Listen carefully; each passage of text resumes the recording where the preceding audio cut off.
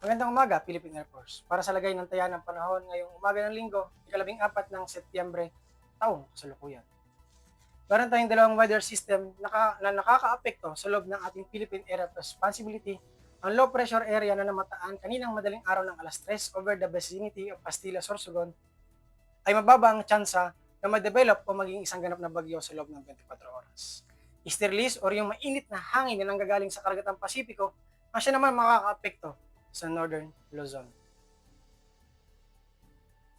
For the general area forecast, aasahan natin sa Metro Manila, Central Luzon, Calabarzon, Mimaropa, at ang Bicol Region at ang buong Kabisayaan ay makakaranas ng maulap na kalangitan na may kalat-kalat na pag-ulan, pagkidlat at pagkulog, dulot na rin ng low pressure area. At sa Northern Luzon ay makakaranas ng bahagyang maulap hanggang maulap na kalangitan na may pulupulong pag-ulan, pagkidlat at pagkulog. At sa ating agwat ng temperatura sa Kawayan ay maglalaro sa 25 to 33 degrees Celsius, Philippine Rise 27 to 31, Baguio 16 to 23, Angeles 25 to 31, at sa Metro Manila ang agwat ng temperatura ay maglalaro sa 24 to 30 degrees Celsius, sa Lipa 23 to 29, Legazpi 24 to 30, at sa Kalayaan Island at Puerto Princesa 26 to 31 degrees Celsius. Para naman sa buong Kabisayaan ay makakaranas ng maulap na kalangitan na may kalat-kalat na pag-ulan, pagkulog at pagkidlat, dulot na rin ng low pressure area. Para naman sa agwat ng temperatura sa Iloilo ay maglalaro sa 24 to 29 degrees Celsius, Tacloban 24 to 30, Mactan 25 to 30, at ang buong parte ng Mindanao ay makakaranas ng bahagyang maulap hanggang maulap na kalangitan na may pulupulong pag-ulan, pagkulog at pagkidlat.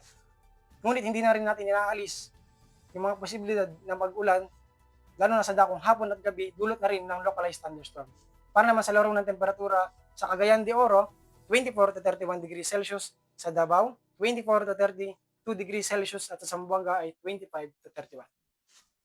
Para naman sa tatlong araw na taya ng panahon sa Metro Manila, sa Lunes ay makakaranas tayo ng maulap na kalangitan na may kalat-kalat na pag-ulan, pagkulog at pagkidlat. Pagdating naman ng Martes at Miyerkules ay makakaranas ng bahagyang maulap hanggang maulap na kalangitan na may pulupulong pag-ulan, pagkulog at pagkidlat.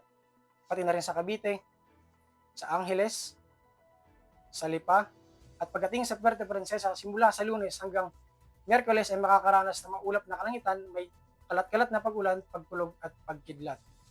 Pati na rin sa Kalayaan Island at sa Lapu-Lapu, simula Lunes ay makakaranas ng maulap na kalangitan na may kalat-kalat na pag-ulan, pagkulog at pagkidlat. Pagdating naman ng Martes at Miyerkules ay makakaranas ng bahagyang maulap hanggang maulap na kalangitan, may pulupulong pag-ulan, pagkulog at pagkidlat.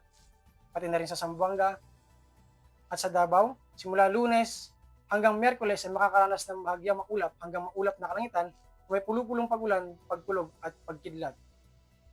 Para naman sa ating astronomical information, ang sunrise, ang ating araw ay sisikat ngayong 0545 at ang ating sunset ay lulubog ngayong 1758. Para naman sa moon illumination, 49% decreasing. Para manatiling updated sa lagay ng panahon, i-follow lamang ang aming mga social media accounts, ang Air Force Weather Center. Sa ngalan ng aming commanding officer, Colonel Alvin John Cugador, Philippine Air Force General Staff Corps, ako si Airman Alexander T. Alonte ng Philippine Air Force Weather Forecaster ng Air Force Weather Center. Muli, maraming salamat at magandang umaga, Pilipinas.